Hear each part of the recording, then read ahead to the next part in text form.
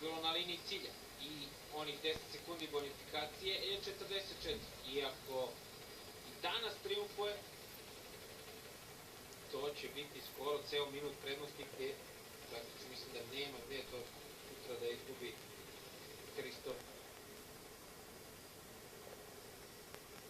Sky je sada na čelu. Bernie Eisel, Bradley Wiggins.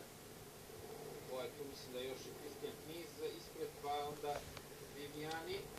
Prolazi Lampre tamo sa strane, gde je Saša Modolo na trećoj poziciji, Poeti skroz na levom delu ekrana, Paulini provodi svog lidera Kristofa.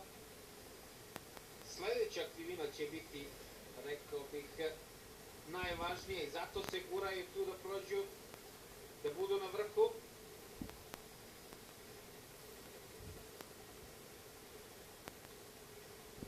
Vozi se francuski šampion u sredini, Arnaud Démare je tu.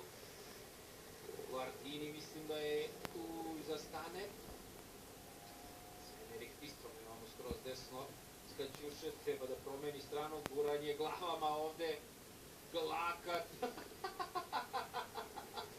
Ne znam da li ste vidjeli šta je pokazao Bradley Wiggins vozaču iz Lamprea kojega je gurao laktom tu.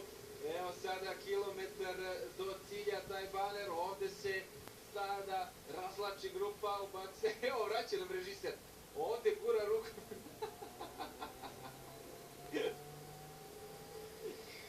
Ovde se sada bore vozači za poziciju.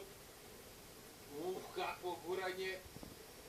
Poslednja krivina će biti najvažnija. Démare prolazi ovde dobro, Kristof je na vrhu.